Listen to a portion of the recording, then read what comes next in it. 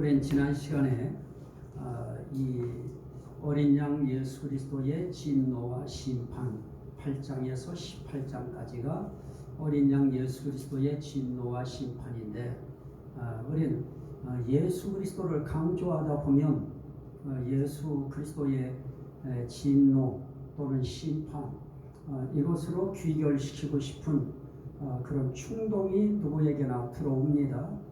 그것도 상당한 고집이 거기에 관여되는 건데요. 우린 그 진노를 하나님의 진노라 그랬습니다.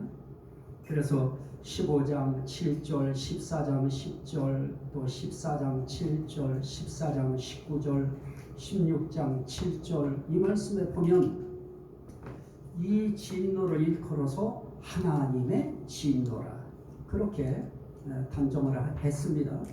그래서 8장부터 18장까지를 어린 양 예수 그리스도의 진노와 심판 또는 삼일체 하나님의 진노와 심판, 이런 주제로 오늘 말씀을 보면 될 것 같습니다. 자, 오늘 말씀은 이렇게 되어 있어요. 요한계시록 15장 9절 10절 말씀. 요한계시록 자, 오늘 말씀에 다시 한번 보면 14장 9절 10절 말씀에 보면 10절에 특별히 그도 하나님의 진노의 포도주를 마시리니 그 진노의 잔에 섞인 것이 없이 부은 포도주라. 거룩한 천사들 앞과 어린 양 앞에서 불과 유황으로 고난을 받으리니 라고 하는 이런 내용을 예고하신 그대로 16장에 와서는 그것을 실행에 옮기시는 그런 심판의 내용을 담고 있는 것입니다. 자, 그러면 2절 말씀에 보면 첫째 천사가 그 대접을 쏟음에 그럽니다. 첫째 천사가 대접을 쏟아요. 어디다 쏟습니까? 땅에 쏟음에. 자, 지금 이것은 어디서 보고 있는 거예요? 하나님 나라에 그 영혼이 올라가서 영혼의 눈으로 보니까 땅에 쏟는 것이 보여요. 그러면 이것은 현실일까요? 영적 세계의 지금 상황을 보고 있는 걸까요? 영적 세계 상황이죠. 이 땅은 영의 세계에서 비춰지는 땅이었습니다. 또 바다라고 하는 것도 우리는 봤습니다만 그거는 이 땅의 바다에서 짐승이 올라온 것이 아니고요, 영의 세계의 바다에서 짐승이 올라오는 그런 현상이 나타났었듯이 이것도 똑같은 겁니다. 영의 세계에서 보여지는 땅입니다. 자, 그 땅의 소돔에 악하고 독한 종기가 나더라 그럽니다. 악한 종기, 독한 종기가 나더라. 또 3절에 둘째 천사가 그 대접을 어디다 쏟아요? 바다에 쏟음에 그 바다가 곧 죽은 자의 피같이 되니 바다 가운데 모든 생물이 죽더라 그럽니다. 자, 모든 생물, 바다의 모든 생물이 죽어버리면 결국 그 영향은 고스란히 누구에게 갈까요? 그 시대를 사는 사람들에게 가는 것이지요. 그래서 이 하나님의 진노와 심판 가운데에 이 둘째 대접을 쏟는다고 하는 거, 바다에 쏟는다는 거, 그건 엄청난 진노가 될 수 있는 것이고요. 그리고 그건 고스란히 사람들에게 영향이 갈 수밖에 없는 것이 수산업을 해서 해양업을 해서 살아가는 그 시대 사람들에게 있어서는 그건 뭐 엄청난 타격입니다. 타격 정도가 아니고 아주 인생 망치는 것이지요. 그것이 기업이었다면 그 기업 망하는 것이고요. 거기에 종사하는 그런 직원들, 인부들이라고 하면 그들 전체도 다 인생 바가지 찰 수밖에 없는 그런 상황이 이르는 것이죠. 자, 또 하나 4절 셋째 천사가 그 대접을 어디 쏟아요? 강과 물 근원에 쏟음에 피가 되더라. 그럽니다. 그 다음에 8절 말씀입니다. 넷째 천사가 그 대접을 해에 쏟음에 해가 권세를 받아 불로 사람들을 태우니. 자, 지금 이것도 여기서 사람들이 불로 태움을 받았다 라고 할 때 이 사람도 어떤 사람입니까? 영의 세계, 영혼의 눈으로 비춰진 사람이지요. 우리가 그 개념이 잡혀지지 않으면 이 계시로 우리 육적으로 해석하기가 십중팔구입니다. 자, 우리는 그냥 지금 이게 이리로 올라오라고 해서 지금 하늘 세계에서 지금 이루어지고 있는 영의 세계의 상황을 지금 하나하나 본 것을 기록해서 우리 손에까지 이르는 것이 요한계시록인데요. 자, 그 대접을 어디다 쏟았다고요? 해에 쏟아요. 그러니까 그 순간에 해가 권세를 받아버렸어요. 그 권세가 어떤 권세예요? 사람을 태울 만큼의 강렬한 위력을 나타내는 권세입니다. 다시 말하면 그 해의 이 빛, 이 광선의 이 힘이 굉장히 위력이 강했던 것이죠. 자, 그 다음에 다섯째 천사죠. 10절에 또 다섯째 천사가 그 대접을 짐승의 왕좌에 쏟으니 그 나라가 곧 어두워지며. 자, 짐승의 왕좌. 짐승의 왕좌가 대체 어딜까요? 이거에 대해서 영의 세계에서 지금 이루어진 또 그렇게 지금 하나님이 행하려고 계획하신 그 사건을 이 땅에 있는 사람의 머리로 해석하려고 하다 보면 이 짐승의 왕좌가 옛날 같으면 로마라고 할 것이고요. 또 그 다음에는 페르시아라고도 하겠고요. 헬라라고도 할 것이고요. 위로 소급해 올라가면 아수르가 됐든 이런 식으로 사람들이 이 해석을 해나가지 않겠습니까? 자, 저는 짐승의 왕좌에 쏟았다. 그러면 그렇게 이해하는 것입니다. 짐승의 왕좌에 쏟으니까 그 짐승의 나라가 곧 어두워지며 사람들이 아파서 자기 혀를 깨물고. 자, 그러면 짐승의 왕좌라고 했는데 거기에 누구를 갖다 연결시켜요? 사람. 그러면 결국 짐승의 왕좌라고 하는 것도 결국 사람이 살아가고 사람이 있는 왕좌죠. 자, 어쨌든 짐승의 왕좌에 쏟아요. 그랬더니 어떤 현상이 일어나느냐? 아파요. 너무 아파요. 어두워지는 것에서 끝나지 않고 사람들이 너무 아파요. 또 뭐 때문에 아프냐? 이미 종기 때문에 아파요. 독한 종기, 악한 종기가 났었잖아요. 막 아파서 견딜 수가 없어요. 그 다음에 12절 여섯째 천사가 대접을 큰 강 유브라데에 쏟음에. 자, 여기에 유브라데라고 하는 것도 어떤 유브라데일까요? 영의 세계에서 비춰진 유브라데죠. 현실 유브라데가 아니고 영의 세계에 비춰진 유브라데. 그 유브라데에 대접을 쏟음에 강물이 말라서. 강물이 마르는 그런 현상은 뭡니까? 이건 진노의 형상이죠. 지금 하나님의 진노와 심판을 행하는 그 과정 속에 여섯째 천사가 대접을 쏟으니까 강물이 말라요. 강물 말르면 고기 잡아 먹는 사람들 어떻게 살아요? 그리고 이 해양업을 하는 이 선박업을 하는 사람들은 물 말라버리면 대번에 뭐 생명줄 끊어지는 거나 마찬가지죠.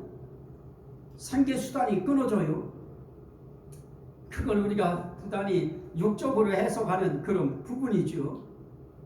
그런데 저는 그것까지도 그렇게 생각하고 싶지도 않아요. 그냥 유브라데에 쏟았다. 영의 세계에서 보이는 유브라데, 영의 세계에서 이해되게 만든 유브라데에 쏟으니까 강물이 말랐고 동방에서 오는 왕들의 길이 예비되었더라. 이 왕들의 길이 14만 4천인 자기들의 집단들이 예수 그리스도의 제사장이 되고 왕이 된다고 했으니 그 길은 자기들이 동방에 지금 있으니 동방에 있는 자기들의 길을 닦은 것이다. 이렇게 해석들을 하고 그게 좋다고 박수치고 거기에 환호하고 이건요 그런 부분하고는 상관이 없어요. 이건 진노와 심판에 대한 문제를 다루고 있는 부분인데요.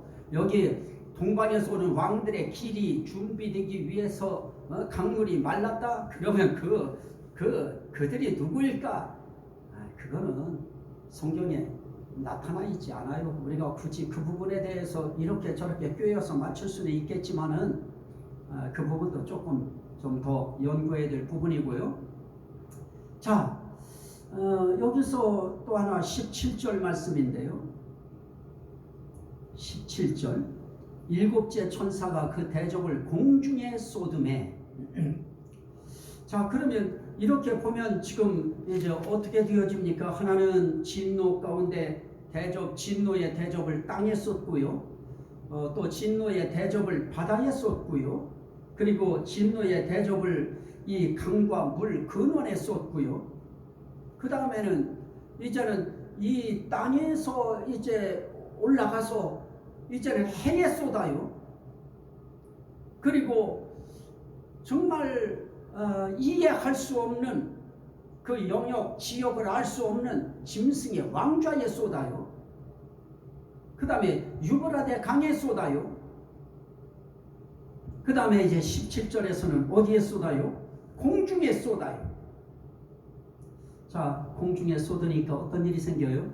큰 음성이 성전에서 나면서 그 보좌로부터 음성이 들려요. 됐다. 됐다. 그러면서 번개와 음성들과 우레소리 또 큰 지진 그 지진이 얼마나 컸든지 사람이 땅에 살면서 이때까지 보지 못했던 그런 큰 지진이 일어나요. 그러더니 큰 성이 세 갈래로 갈라져요. 그 큰 성이 짐승의 왕좌겠지요. 큰 성이 세 갈래로 갈라지고 만국의 성들도 무너지니 큰 성 바벨론이 하나님 앞에 기억하신 바 되어 그의 맹렬한 진노의 포도주 잔을 받음에 섬이 없어져요. 산악도 간대가 없어져요. 그리고 무게가 1달란트나 되는 큰 우박이 하늘로부터 사람들에게 내려요. 그 1달란트라고 하는 것이 학자들은 60kg이라고 그래요. 그러면 우박 하나이 떨어지면 60kg가 되는 우박이 떨어져요. 그것 때문에 사람들은 어때요? 우박의 재앙 때문에 하나님을 비방하니 그 재앙이 심히 크미로라. 그래요. 자, 저는 여기서 이 대접을 누구에게 쏟는가 하는 부분인데요. 결국은 뭐 해에 쏟고 바다에 쏟고 강과 물 근원에 쏟고 짐승의 보좌에 쏟고 결국 누구를 겨냥해서 하는 것입니까? 사람이죠. 인간이죠. 그러면 여기에 진노받은 자들의 한결같은 특징이 무엇이었을까요? 짐승의 표를 받고 우상에게 경배하는 자들. 자, 다시 한번 보셔요. 제가 일부러 그 부분을 2절에서 할 때도 쏙 뺐어요. 나중에 이야기하려고. 자, 대접을 땅에 쏟음에 짐승의 표를 받은 사람들과 그 우상에게 경배하는 자들에게 악하고 독한 종기가 나더라. 악하고 독한 종기가 누구에게 났다고요? 짐승의 표를 받은 사람들, 그리고 그 우상에게 경배하는 자들. 그러면 이 땅에서 우상 경배하지 않고 짐승의 표를 받지 아니한 하나님의 백성들은 그 종기 나나요? 악하고 독한 종기 나나요? 아니죠. 아닌 것입니다. 분명하게. 자, 다시 한번 또 보십시오.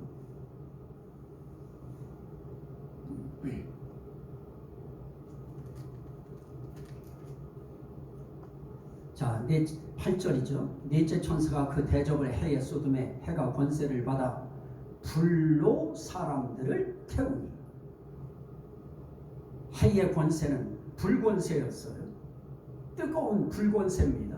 그 불로 사람들을 태우니 사람들이 크게 태움에 태워진지라. 아주 완전히 불고기 되다시피 완전히 불에다 타요. 자, 이 재앙들을 행하는 권세를 가지신 하나님의 이름을 비방하며, 그들이 어떻게 해요? 하나님의 이름을 비방하고 또 무엇하지 아니해요? 회개하지 아니하고 또 뭐해요? 주께 영광을 돌리지 아니하더라. 그러면 결국 이 하나님의 진노와 심판이라고 하는 이 심판이 결국 우리는 그 짐승의 표를 받은 사람, 그리고 그 짐승의 우상에게 경배하는 사람, 이런 사람들이 진노받는다, 그렇게 이야기하는데요. 그들은 또 다른 표현을 하면 그들은 어떤 자들이에요? 하나님의 이름을 비방하는 자들이에요. 이 땅에 살면서 하나님을 비방하는 사람들이 얼마나 많아요? 무서워요, 무서워. 야, 하나님 비방을 어쩌면 그렇게 독하게 할까요? 어쩌면 그렇게 악하게 할까요? 악하게 비방하고 독하게 비방하는, 마치 하나님은 악한 종기, 독한 종기를 나게 만드셔서 그들을 혼군형 내시는 것이죠. 그런데 그들은 또 무엇을 하지 않아요? 회개하지 않아요. 회개하지 않아요. 근데 다른 사람들도 다 필요 없어요. 저와 여러분들 오늘 우리는 어떻습니까? 우리는 짐승의 표를 받지도 않았고 우상에게 경배하지도 않는 우리들, 하나님만 경배하고 성령의 인침표를 받은 우리들은 어떻습니까? 이런 위기가 찾아오고 어려움이 찾아오고 정말 무서운 현상이 자신들에게 다가오고 이런 현상이 나타나려고 하기만 해도 다 어때요? 가슴이 간담이 서늘해가지고요. 잘못했다고 대번에 하나님 잘못했습니다, 용서해 주세요. 뭐가 어디서부터 어디까지 어떻게 잘못했는지는 그건 사치하고라도 하나님 앞에 우리는 어떻습니까? 하나님 잘못했습니다, 하나님 용서해 주세요. 대번에 회개가 나오는 것입니다. 그래서 이 믿는 자와 믿지 않는 자의 차이 가운데 하나는 믿는 사람들은 회개가 빠르다, 회개를 한다. 그러면 오늘 살아가면서 회개가 되어지지 않는다, 회개가 안 된다. 그거 정말 많이 하나님 앞에 엎드려야 될 부분들입니다. 자, 그리고 뭐해요? 주께 영광을 돌리지 아니하더라. 영광? 무슨 주께 영광을 돌려요? 안 돌립니다. 절대 안 돌립니다. 그 영광 탈취하려고 하고 갈취하려고 하고 착취하려고 하지, 그리고 그 영광 살짝 삼키려고 하지, 영광을 하나님께 돌리려고 하지 않습니다. 그렇게 하나님께 영광 돌리지 않고 하나님의 이름을 비방하고 회개하지 않고 짐승의 표를 받고 그리고 그 우상에게 경배하는 자들, 이런 자들에게 하나님께서 어떻게 하느냐? 이런 진노와 심판을 내리신다 하는 것입니다. 자, 또 한번 보세요. 11절. 자, 10절부터 보면 그 나라가 곧 어두워지며 사람들이 아파서 자기 혀를 깨물고, 얼마나 아프면 자기 혀를 깨물겠어요? 혀 왜 깨물까요? 자살하려고. 너무 아프니까. 혀를 깨물지언정 뭐하지 않아요? 하늘의 하나님을 아픈 것과 종기로 말미암아 하늘의 하나님을 비방해요. 아파요. 죽을 것 같아요. 그래도 혀는 깨물어도 하나님 비방해요. 그리고 그들의 행위를 회개하지 아니하는지라. 회개 안 해요. 죽어라고 회개 안 해요. 자, 결국은 누가 진노의 대상이에요? 하나님 안 믿는 사람들이죠. 예수 그리스도 안 믿는 사람들이죠. 자, 그러면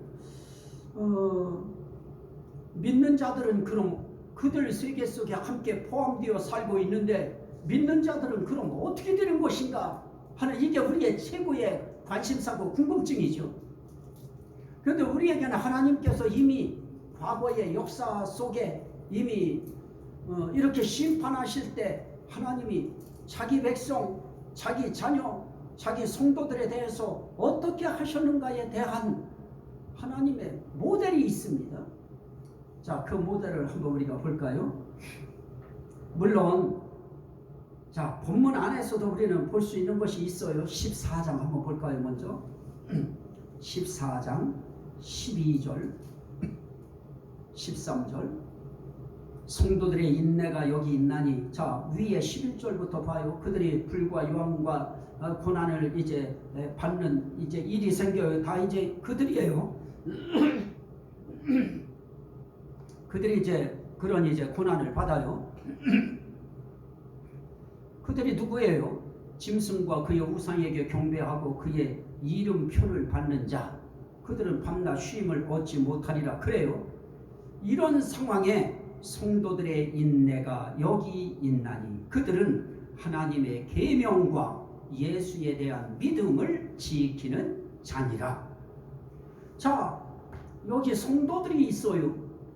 그들은 그렇게 짐승의 표를 받고 그 짐승을 우상을 경배하고 그들을 추종하고 이렇게 사는 그 과정 속에 그들은 편안할 것입니다. 그들은 안전할 것입니다. 그들은 잠시 잠깐은 생명의 보호를 받을 것입니다. 하지만 위기를 살아가는 그런 성도들은 어떻습니까? 하나님의 계명을 지켜요. 예수에 대한 믿음을 끝까지 지켜요. 너 이렇게 짐승 우상 안 섬기면 너 죽인다. 그래도 예수 믿는 믿음을 지켜요. 하나님의 계명 이거 붙들고 살아요. 그러다가 그들은 어때요? 13절 기록하라. 지금 이후로 주 안에서 죽는 자들은 복이 있도다 하심에 성령이 이르시되 그러하다. 그들이 수고를 그치고 쉬리니 이는 그들의 행한 일이 따름이라 하시더라. 자, 이 심판이라고 하는 하나님의 진노와 심판 속에 삼일체 하나님의 이 역사하심이 곳곳에 담겨 있어요. 그런데 결국 이렇게 진노를 당하는 상황 속에도 하나님의 성도들은 어떻게 하느냐? 인내하며 하나님의 계명을 지키면서 예수의 믿음을 지킨다. 이것이 성도들인 것입니다. 그런 그들에게 하나님의 진노와 심판은 없는 것입니다. 또 16장 15절 보라, 내가 도둑같이 오리니 누구든지 깨어 자기 옷을 지켜 벌거벗고 다니지 아니하며 자기 부끄러움을 보이지 아니하는 자는 복이 있도다. 이렇게 막 그냥 종기로부터 막 그냥 화상, 이 태양의 화상을 입는 일부터 시작해서 막 아파서 혀를 깨물고 막 하나님을 이를 부득부득 갈면서 비방하고 네가 하나님이냐, 네가 사랑이 있는 자냐 막 하고 비방하고 회개도 안 하고 영광도 돌리지 아니하는 그런 상황 속에 있을지라도 깨어 자기 옷을 지키는 자들이 있다는 말이에요. 자기 부끄러움을 보이지 않는, 결국은 예수 그리스도의 의를 힘입어서, 하나님의 의를 힘입어서 자기 부끄러움을 보이지 않는 믿음을 가지고 깨어있는 자들이 있다는 것입니다.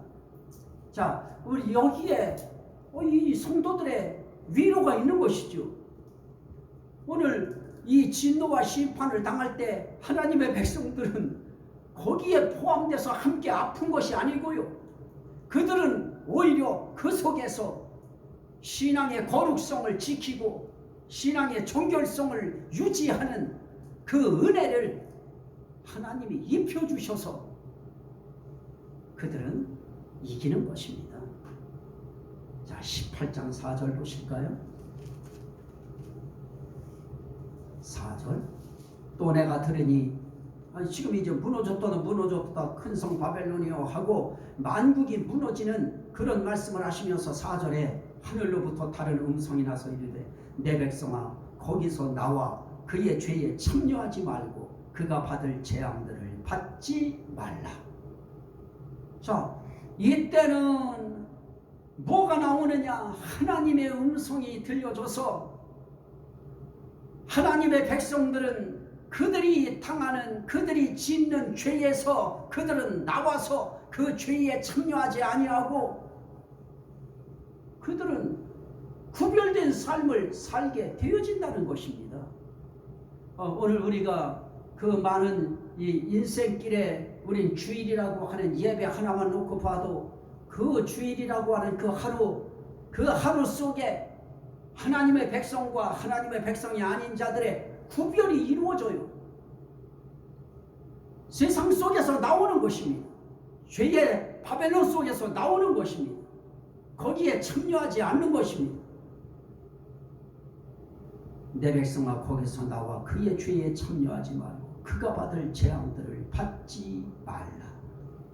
안 받게 하셔요. 거기서 나오게 만드셔요.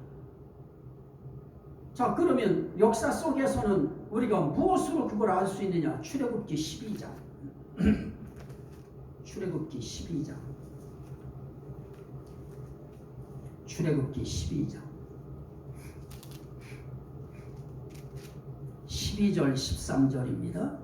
내가 그 밤에 애굽 땅에 두루다니며 사람이나 짐승을 막론하고 애굽 땅에 있는 모든 처음 난 것을 다 치고 애굽의 모든 신을 내가 심판하리라. 나는 여호와라. 내가 애굽 땅을 칠 때에 그 피가 너희가 사는 집에 있어서 너희를 위하여 표적이 될지라. 내가 피를 볼 때에 너희를 넘어가리니 재앙이 너희에게 내려 멸하지 아니하리라. 자, 하나님의 백성들에겐 재앙이 내려요 안 내려요? 같은 지역 같은 땅 속에 살면서도 하나님의 백성들에게는 하나님이 재앙을 내리지 않고 딱 지역조차도 하나님이 구분을 하실 수 있는 그런 전능하신 하나님이시기 때문에 그 하나님은 하나님의 백성들이 재앙을 내려서 멸하지 아니하리라 하는 그 속에 포함시키시는 것이죠. 또 10장 22절 23절 10장 22절 23절 모세가 하늘을 향하여 손을 내밀매 캄캄한 흑암이 3일 동안 애굽 온 땅에 있어서 그동안 어때요? 사람들이 서로 볼 수 없어요. 가까이 있는데도 안 보일 정도예요. 자기 처소에서 일어나는 자가 없어요. 왜냐? 계속 밤이니까요. 온 이스라엘 자손들은 어때요? 그렇게 그들은 깜깜함 속에서 서로 볼 수 없고 그런 상황 속에 있지만은 온 이스라엘 자손들이 거주하는 곳에는 무엇이 있었더라? 빛이 있었더라. 그래서 거기에 흑암이 내리고 뭐 깜깜하고 뭐 종기가 나고 그러면 어떠느냐? 깜깜해도 하나님 백성들이 있는 곳은 빛이 내리고요. 그들이 아파서 혀를 깨물고 죽겠다고 하나님 비방하고 회개하지 않고 영광 돌리지 아니할 때에 그런 종기가 하나님 백성들에게 내리지 않고요. 하나님 성도들에게 내리지 않습니다. 하나님은 그런 속에서도 하나님의 백성들을 다 보호하시고 지켜주시는 것입니다. 자, 하나 더 볼까요? 출애굽기 9장. 출애굽기 9장 25, 26. 우박이 애굽 온 땅에서 사람과 짐승을 막론하고 밭에 있는 모든 것을 쳤으며 우박이 또 밭의 모든 채소를 치고 들의 모든 나무를 꺾었으되, 자 26절, 이스라엘 자손들이 있는 그곳 고센 땅에는 뭐가 없었더라? 우박이 없었더라. 60km가 되어지는 그런 우박이 쏟아진다고, 그런 진노가 임한다고 두려워할 필요 있을까요? 흑암이, 깜깜한 흑암이 임한다고 두려워할 필요 있을까요? 악하고 독한 종기가 나는 그런 현상이 앞으로 나타난다고 두려워할 필요가 있을까요? 자, 그것뿐입니까? 9장 6절도 보실까요? 이튿날에 여호와께서 이 일을 행하시니 애굽의 모든 가축은 죽었으나 이스라엘 자손의 가축은 하나도 죽지 아니한지라. 심지어 그들에게 속한 가축 하나까지도 하나님은 구별하여 보호하시는 그런 전능하신 하나님이신 것입니다. 이 하나님의 심판, 진노, 그 진노는 정확하게 그 대상자들을 골라서 정확하게 진노하시는 것입니다. 자, 또 한번 보실까요? 8장, 출애굽기 8장 21절. 네가 만일 내 백성을 보내지 아니하면 내가 너와 네 신하와 네 백성과 네 집들의 파리떼를 보내리니 애굽 사람의 집집에 파리떼가 가득할 것이며 그들이 사는 땅에도 그러하리라. 그날에 나는 내 백성이 거주하는 고센 땅을 구별하여 그곳에는 파리가 없게 하리니 이로 말미암아 이 땅에서 내가 여호와인 줄을 네가 알게 될 것이라. 자, 애굽이라고 하는 애굽의 하나님의 백성들을 거기서 건져서 하나님의 약속의 땅 가나안으로 인도해 가시기 위한 과정 속에 하나님이 애굽을 심판하실 때에도 하나님은 이런 방법을 쓰셨어요. 하나님의 백성이 있는 곳, 그걸 하나님은 어떻게 했느냐? 구별하셨어요. 내 백성이 거주하는 고센 땅을 구별하여 그곳에는 파리가 없게 하리니, 거기에 다른 말씀을 여기에 적용시키면 내 백성이 거주하는 그곳에는 내 진노가 없게 하리니. 믿으시면 아멘 합시다. 정말 감사한 일일 수밖에 없는 겁니다. 자, 그래서 저는 이 진노의 심판 때문에 이 심판을 피하여 우리는 어디 피난처로 가야 된다, 어디로 가야 된다, 별의별 소리들을 다 해서 사람들을 끌고 가가지고 거기서 기껏 한다고 하는 일이 그들의 노동 착취를 통하여 이익을 얻고요. 그러면서도 입에서는 예언한답시고 예언을 해대고요. 그런 하나님 앞에 두려움도 없고 떨림도 없고 회개도 없는, 어쩌면 그런 사람들의 말은 그렇게 잘 듣는지요. 자, 오늘 말씀을 통해서 우리 성도들에게 무엇으로 위로해야 될까요? 이 16장의 말씀을 통해서 대체 성도들에게 뭘 전해야 될까요? 이런 대접이 임할 때마다 악한 종기 나고 싶으냐? 독한 종기 나고 싶으냐? 태양불에 한번 태워서 죽고 싶으냐? 이런 겁주는 설교 해야 되겠습니까? 이런 풀이를 해나가야 되겠습니까? 여기서 우리가 할 수 있는 교훈이 무엇입니까? 이런 것을 사도 요한에게 보여주신 하나님의 의도가 어디 있습니까? 이렇게 내가 심판할 때에는 나는 그 큰 음녀, 이 큰 성 바벨론, 그 세상 국가들을 내가 멸할 터인데, 그러나 너희들은 걱정하지 말아라. 내가 그들과 너희 있는 곳을 구별하여 그들과 너희 사이에 나는 내 백성을 구별할 것이다. 그리고 너희들이 그때마다 깨어서 인내하고 너희들이 하나님의 계명과 예수 믿음을 지키고 너희들이 거룩하게 내 앞에서 나를 의지하고 인내하는 한 나는 너희를 보호할 것이다. 설령 내 계명과 예수 믿는 믿음 때문에 너희들이 죽었다면 주 안에서 죽는 자들은 복이 있을 것이다. 행한 일이 반드시 따를 것이다. 그리고 나 있는 곳에서 너희들은 쉼을 얻을 것이다. 그러니 지지 말아라. 두려워하지 말아라. 믿음으로 이겨라. 내가 너희와 함께한다. 이거 교훈하는 거 아니겠습니까? 그 교훈인 것입니다. 그 교훈을 위하여 이런 내용들을 다 보여주시고 그거를 기록하게 하시고 전하게 하시고 오늘 우리에게까지 이 말씀이 읽혀지고 들려질 수 있도록 하나님은 역사하신 것입니다. 계시록이 우리 믿는 성도들에게 두려움에 계신가요? 아닌 것입니다. 우리에겐 위로와 권면과 용기를 주시는 그런 권면의 말씀인 것입니다. 이것이 제가 이 계시록 16장에서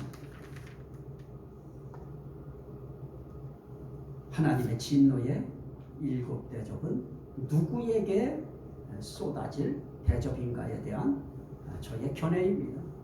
물론 각자 계시록은 받은 바 은혜가 다르니까 각자의 어떤 해석법이 있을 것입니다. 저는 계시록을 이렇게 봅니다. 자, 오늘은 여기까지 우리가 말씀을 나누도록 그렇게 하겠습니다.